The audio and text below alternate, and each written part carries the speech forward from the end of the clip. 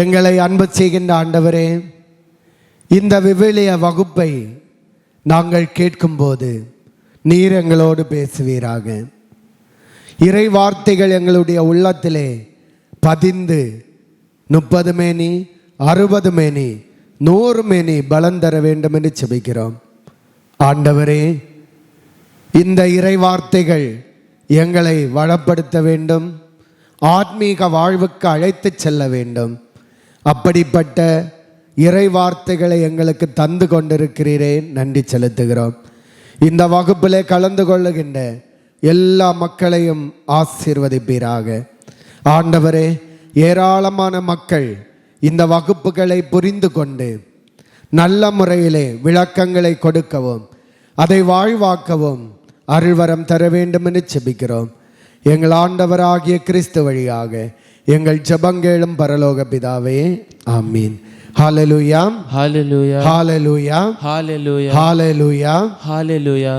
அன்பு சகோதர சகோதரிகளே, நம்முடைய வாழ்வில் இறைவன் செய்கின்ற அருள்வரங்களுக்கு எடுத்துக்காட்டுதான் நாம் எல்லோரும் இன்று உயிர் வாழ்ந்து கொண்டிருக்கிறோம். ஆண்டவர் இந்த உலகத்தில் நற்செய்தி பணி ஆற்றி வாழ்ந்தபோது ஏராளமான அற்புதங்களை செய்கின்றார். அந்த அற்புதங்களை மத்தேயு நற்செய்தியாளர் அழகாக எடுத்து காட்டுகின்றான். நாம் முதலில் கேட்டது போல, கடந்த வகுப்புகளில் எல்லாம் கேட்டது போல, ஆண்டவர் மழை பொழிவு முடிந்து அவர் மலையிலிருந்து இறங்கி வந்து மக்களை குணப்படுத்துவதற்காக வருகின்றான். இங்கு பார்க்கும்போது முதலாவதாக இயேசு மலையிலிருந்து இறங்கி வந்தபோது பெருந்திரளான மக்கள் கூட்டம் அவரை பின்தொடர்ந்தது என்று நாம் பார்க்கிறோம். இது எதனால் பின்தொடர்ந்தது என்பதை கடந்த வகுப்பிலே நாம் பார்த்தோம். மக்கள் ஆண்டவருடைய அற்புதங்களை பார்ப்பதற்காக அவர்களுடைய வாழ்விலும் அற்புதங்கள் நடக்க வேண்டும் என்று ஆசைப்பட்டு ஆண்டவரிடம் வந்தார்கள். ஹல்லேலூயா, ஹல்லேலூயா, ஹல்லேலூயா, ஹல்லேலூயா, ஹல்லேலூயா. எனவே பெருந்திரளான மக்கள் எப்போதும் ஆண்டவரோடு உடன் இருந்தார்கள். இங்கு பார்க்கும்போது இந்த வசனங்களை குறிப்பாக மத்தேயு எழுதிய நற்செய்தி 8ஆம் அதிகாரம் 1 முதல் 4 வரை உள்ள இறை வார்த்தைகளிலே தொழுநோயுற்றவருடைய நோயை ஆண்டவர் தீர்க்கிறார். அதை தான் நாம் இன்று வகுப்பிலே சிந்திக்கின்றோம். இதை சரியாக புரிந்து கொள்ள வேண்டும் என்றால் தொழுநோய் என்ன, தொழுநோய் இருந்த காலகட்டத்திலே அதனுடைய தன்மை என்ன, அது எப்படி மக்களை அழிக்கிறது, அதை பாதிக்கப்பட்டவர்கள் எப்படி மக்களால் வெறுக்கப்பட்டார்கள், ஒதுக்கப்பட்டார்கள் என்பதையும் இந்த வகுப்பிலே நற்செய்தியாளர் எடுத்து காட்டுகின்றார். அமன்பானவர்களே, இந்த தொழுநோய் என்பது நமக்கு எல்லோருக்கும் தெரியும், கொடூரமான நோய். இந்த அறிவியல் முன்னேற்றத்தின் காரணமாக இதனுடைய விழுக்காடு குறைந்து கொண்டே வருகிறது. என்றாலும் இந்த தொழுநோய் மிக கொடிய நோய். கொடிய நோய் என்றால் இந்த நோய் பிடித்தவர்களுடைய உடலிலே சிறிது சிறிதாக அரிக்கப்பட்டு அவர்களுடைய உடலானது இழந்து போவதை நாம் பார்க்கிறோம். அன்றைய காலகட்டத்திலே இது சாபத்தினால் வந்த ஒரு தண்டனை என்று மக்கள் நம்பியிருந்தார்கள். யாருக்காவது தொழுநோய் இருந்தால் அது ஆண்டவருடைய சாபம் இந்த குடும்பத்திலே இந்த நபரிலே இருக்கிறது என்று அவர்கள் நம்பியிருந்தார்கள். அப்படி அவர்களுடைய வாழ்க்கையிலே சாபம் இருக்கிறது என்று நினைத்திருந்த காலகட்டம். இவர்கள் தீட்டுப்பட்டவர்களாக கருதப்பட்டார்கள். சமூகத்திலே எந்த நிகழ்வுகள் நடந்தாலும் அதிலே பங்கேற்பதற்கோ அல்லது வழிபாடுகளில் பங்கேற்பதற்கோ இவர்களுக்கு இயலாமல் போயிற்று.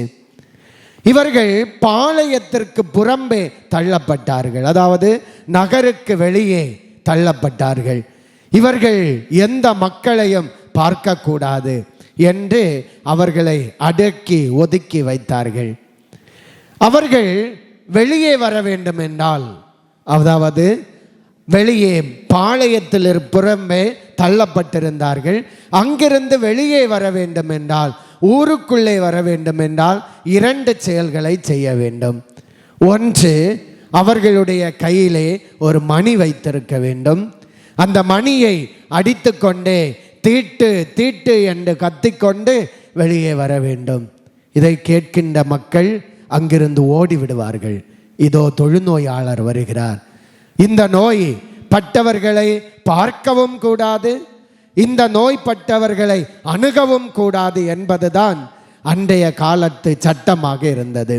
2வது செயல், அவர்கள் தலையிலே முக்காடு போட்டுக்கொண்டு தீட்டு தீட்டு என்று உரத்த குரலிலே கத்த வேண்டும்.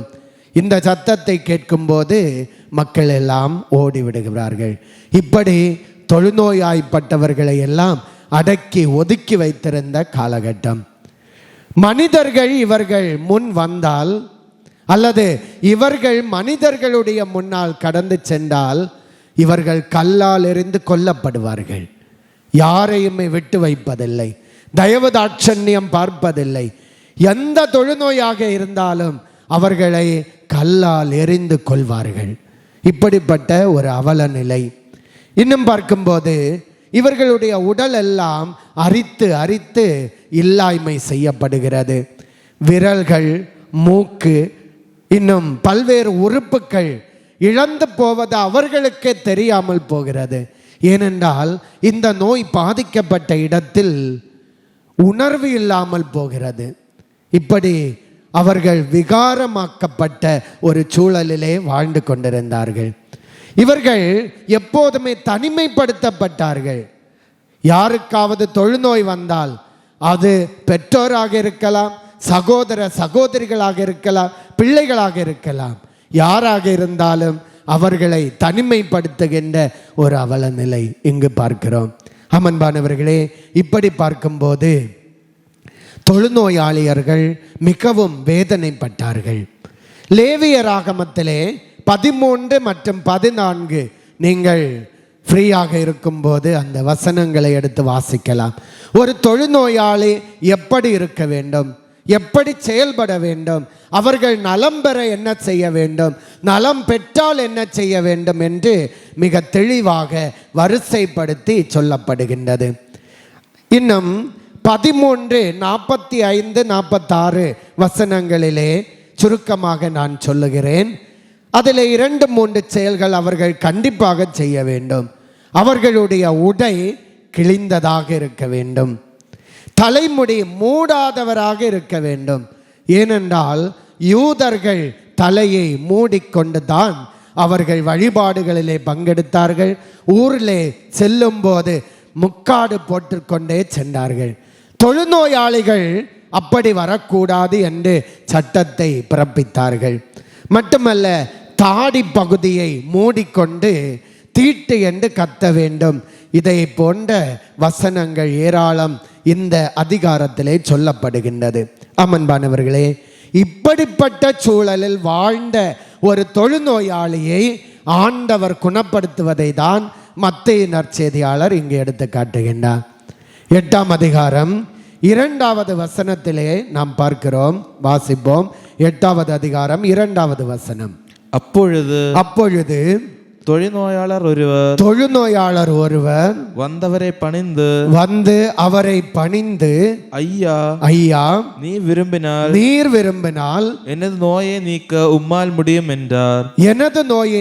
உம்மால் முடியும் என்றார். அமன்பானவர்களே, இங்கு பார்க்கும்போது இந்த தொழுநோயாளி மக்கள் கூட்டத்தினுடைய மத்தியிலே கடந்து வருகின்றார். நான் சொன்னது போன்று இயேசு எங்கு சென்றாரோ அங்கெல்லாம் பெருந்திரளான மக்கள் கூடி வந்தார்கள். அங்கு ஒரு தொழுநோயாளி வருகிறார் என்றால் சாவு நிச்சயம். ஆனால் இங்கு பார்க்கும்போது இயேசு கிறிஸ்துவிடம் வந்து கேட்கிறார், ஆண்டவரே, நீர் விரும்பினால் என்னை குணமாக்க உம்மால் முடியும். ஆனால் இயேசு விரும்பவில்லை என்றால் கண்டிப்பாக அந்த மக்கள் கூட்டம் அவரை கல்லெறிந்து கொண்டுவிடும். இயேசு கிறிஸ்துவிலே நம்பிக்கை வைத்துக்கொண்டு இவர் ஓடோடி வருகின்றார். இதுதான் அந்த தொழுநோயாளியினுடைய நம்பிக்கை வாழ்வை பார்க்கிறோம். இங்கு வாழ்வா சாவா என்ற நிலையிலும் ஆண்டவரை நம்பிக்கொண்டு ஓடோடி வருகின்றார். இங்கு இந்த மனிதரிலே 4 செயல்பாடுகளை பார்க்கிறோம். இந்த 4 செயல்பாடுகளும் மிக மிக முக்கியமானவை. எல்லோரும் நன்றாக கவனித்துக் கொள்ளுங்கள். இந்த 4 செயல்பாடுகள் அந்த மனிதரிலே காணப்பட்டது. முதலாவதாக அவருக்கு இருந்தது தைரியம். ஏராளமான மக்கள் கூட்டம் இருந்தாலும் ஆண்டவர் என்னை குணப்படுத்துவார், ஆண்டவருடைய முன்னிலையிலே சென்றால் நான் காப்பாற்றப்படுவேன் என்ற ஆழமான நம்பிக்கை அவருக்கு இருந்தது. அதுதான் தைரியம். அந்த தைரியத்தினால் அவர் ஓடோடி இயேசு கிறிஸ்துவனுடைய மத்தியிலே வருகின்றார். இரண்டாவதாக உறுதியான ஆழமான நம்பிக்கை. இயேசு குணப்படுத்துவார் என்ற நம்பிக்கை அவருக்கு இருந்தது. மூன்றாவதாக பணிவும் பக்தியும் இருந்தது. ஆண்டவரை மெஸ்ஸியாவாக கண்டுகொண்டு, ஆண்டவர் மானிட மகனாக இருக்கிறார் என்பதை கண்டுகொண்டு, அவர் சுகப்படுத்துவார் என்பதை கண்டுகொண்டு அவருடைய முன்னிலையிலே பணிந்து வருவதை நாம் பார்க்கிறோம். வசனம் சொல்லுகிறது, இயேசுவை பணிந்து வணங்கினார் என்று சொல்லப்படுகிறது. நான்காவதாக மனத்தாழ்மை. அவருக்கு மனத்தாழ்மை இருந்தது. ஆண்டவரே, நீர் விரும்பினாலும் விரும்பாவிட்டாலும் நான் இதோ வந்திருக்கிறேன் என்றல்ல, நீர் விரும்பினால் என்னை குணப்படுத்தும் என்று சொல்லி ஓடோடி வருகிறார். நீர் விரும்பினால் என்ற வார்த்தை மிக முக்கியமானது. நம்முடைய ஜெபங்கள் எல்லாம் பலபோதும் ஆண்டவரே நீர் இதை தர வேண்டும், ஆண்டவரே என்னை குணப்படுத்த வேண்டும் என்று கட்டளையாக சொல்லுகிறோம். இந்த மனிதரிலே ஒரு எளிய உள்ளத்தை பார்க்கிறோம். ஆண்டவரே நீர் விரும்பினால் என்னை சுகமாக்க உம்மால் முடியும் என்று வேண்டிக் கொள்ளுகின்றார். ஆமன்பானவர்களே, இந்த 4ம் நம்முடைய வாழ்க்கையும் மிக தொடர்பு படுத்த முடியும். நாமும் கிறிஸ்துவிடம் கடந்து செல்லும் போது தைரியம் நமக்கு இருக்க வேண்டும், உறுதியான நம்பிக்கை இருக்க வேண்டும், பணிவும் பக்தியும் இருக்க வேண்டும், மனத்தாழ்மை இருக்க வேண்டும். இவை நம்முடைய வாழ்க்கையில் இருக்கிறது என்றால் நாமும் ஆண்டவரிடமிருந்து நலத்தை பெற்றுக்கொள்ள முடியும். ஹல்லேலூயா, ஹல்லேலூயா, ஹல்லேலூயா, ஹல்லேலூயா. இயேசுவுக்கே புகழ், இயேசுவுக்கே புகழ். மரியே வாழ்க, மரியே வாழ்க. இன்னும் பார்க்கும்போது 3வது வசனத்திலே, அதாவது 8வது அதிகாரம் 3வது வசனத்திலே நாம் இவ்வாறு வாசிப்போம். இயேசு தமது கையை நீட்டி, இயேசு தனது கையை நீட்டி அவரை தொட்டு நான் விரும்புகிறேன் உமது நோய் நீங்குக என்று சொன்னார். அமன்பானவர்களே, இயேசு விரும்புகிறார், அவர் நலம் பெறுவதை இயேசு விரும்புகிறார். எனவே விரும்பி அவரை தொடுகிறார். தொடுதல் மிக மிக முக்கியமான வார்த்தை. தொழுநோயாளிகளை தொடவோ, அவர்களுடைய அருகாமையில் செல்லவோ, அவர்களுடைய முன்னிலையில் செல்லுவதோ தீட்டு என்று கருதப்பட்ட காலத்தில் இயேசு ஆண்டவர் அவரை தொடுகிறார், தொட்டு சுகத்தை கொடுக்கிறார். நான் விரும்புகிறேன், மகனே கலங்காதே என்று சொல்லி அவனை தொட்டு குணப்படுத்துவதை நாம் பார்க்கிறோம்.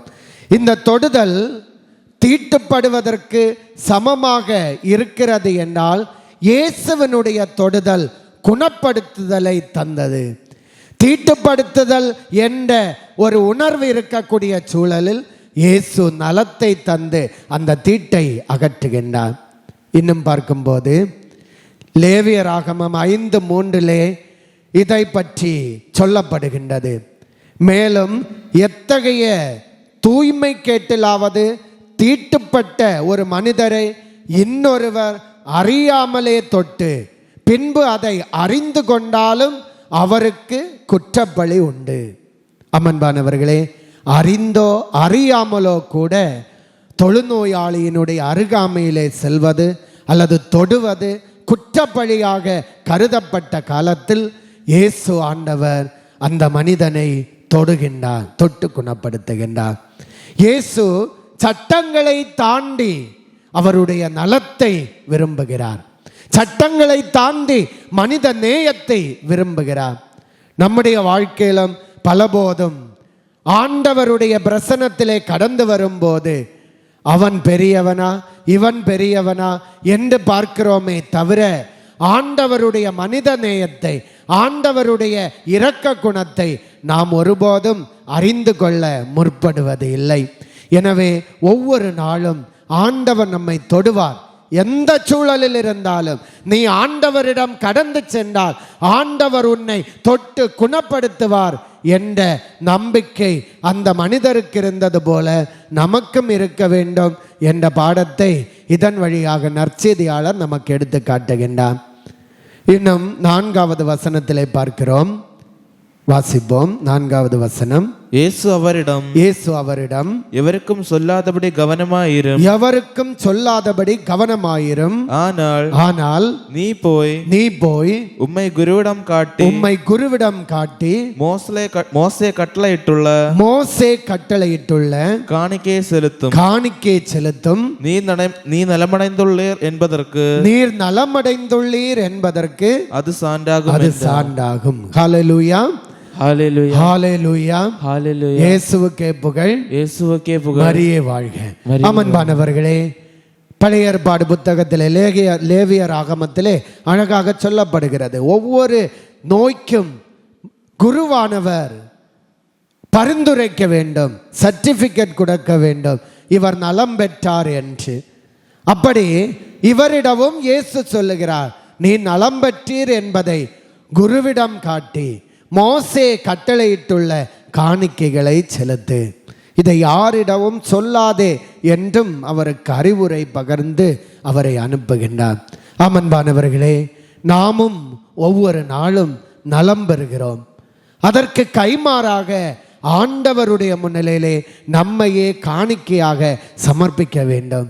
எத்தனையோ தேவைகளுக்காக ஆண்டவரிடம் நாம் வேண்டிக் கொண்டே இருக்கிறோம். ஒரு நாளாவது ஆண்டவருடைய பிரசன்னத்தில் சென்று நம்மை காணிக்கையாக ஒப்பு கொடுத்திருக்கிறோமா என்று சிந்திக்க வேண்டும். எனவே தொழுநோயாளியை ஆண்டவர் குணப்படுத்தும் போது இத்தனை அதிசயங்களை அந்த மனிதன் பெறுகின்றான். திடீரென்று ஒரு தொழுநோய் சுகப்படுகிறார் என்றால், திடீரென்று நாம் இன்று கம்ப்யூட்டர் யுகத்திலே பார்ப்பது போன்று ஏஐ டெக்னாலஜி பயன்படுத்தி ஒரு இமேஜ் கிரியேட் பண்ணி அதை பார்க்கும்போது திடீரென்று அவனுக்கு புருவம் உருவாகிறது, மூக்கு வருகிறது, இழந்து போன கைகள் எல்லாம் சடசடவென்று உருவாகிறது, கால்கள் வருகிறது. இப்படி பார்க்கும்போது அந்த மக்கள் எல்லாம் மலைத்து போயிருப்பார்கள். ஆனால் அதை மத்தேயு நற்செய்தியாளர் மிக எளிமையாக அந்த செயலை எடுத்து காட்டிக்கொண்டு, நீ நலம் பெறுக என்று, நான் விரும்புகிறேன் நீ நலம் பெறுக என்று சொல்லி அத்தோடு முடிக்கின்றார். அமன்பானவர்களே, ஒரு எளிமையான அறிவுரையை நாம் இன்று பார்க்கிறோம். தம்பட்டம் அடிக்கின்ற இடங்களிலெல்லாம் மத்தேயு நற்செய்தியாளர் தன்னையே வெளிப்படுத்தி கொண்டு கிறிஸ்துவனுடைய அதிகாரத்தை மிக எளிமையாக எடுத்து காட்டுவதையும் பார்க்கிறோம். அமன்பானவர்களே, இந்த நற்செய்தி 8ஆம் அதிகாரம் 1 முதல் 4 வரை உள்ள இந்த பகுதி தொழுநோயாளர் நலம் பெற்றதிலே இவ்வளவு அதிசயங்களை ஆண்டவர் வெளிப்படுத்துகின்றார். தொழுநோயினுடைய நிலையை நமக்கு எடுத்து காட்டுகின்றார். இதையெல்லாம் புரிந்து கொண்டு இப்படிப்பட்ட மக்களுக்காக ஜெபிப்போம். ஒதுக்கப்பட்ட, வெறுக்கப்பட்ட, உதவாக்கரை என்று அப்புறப்படுத்தப்பட்ட மக்களுக்காக ஜெபிப்போம். அவர்களை நம்மோடு இணைத்துக் கொள்வோம். ஆண்டவர் தொட்டதை போன்று அவர்களையும் தொட்டு நாம் அரவணைத்துக் கொள்வோம். அவ்வாறு தூய மனிதர்களாக மாற இந்த வகுப்பு நமக்கு உதவட்டும் என்று வாழ்த்துகிறேன், ஜெபிக்கிறேன்.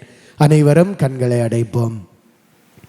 அன்பின் பரலோக பிதாவே, வேதனைகள் மத்தியிலே, வருத்தங்கள் மத்தியிலே, கவலைகள் மத்தியிலே நாங்கள் கடந்து செல்லும் போது இந்த வசனங்கள் எங்களுக்கு துணை புரிய வேண்டும் என்று ஜெபிக்கிறோம். இறைவா, உம்முடைய ஆசீர்வாதம் மிகுதியாக தருவீராக. நீர் தொட்டீர், அவர் நலம் பெற்றார். அதே போல எங்களையும் தொடுவீராக. இதோ வகுப்பிலே கலந்து கொள்கின்ற ஒவ்வொரு பிள்ளைகளுடைய வாழ்க்கையிலும் இருக்கிற வேதனைகள், கடன் பாரங்கள், நோய்கள், கஷ்டங்கள் எல்லாவற்றையும் நீர் எடுத்து மாற்றுவீராக. அதற்காக ஜெபிக்கிறோம். எங்கள் ஆண்டவராகிய கிறிஸ்து வழியாக எங்கள் ஜெபங்கேளும் பரலோக பிதாவே, ஆமீன். தந்தை, மகன், தூய ஆவியின் பேராலே, ஆமீன்.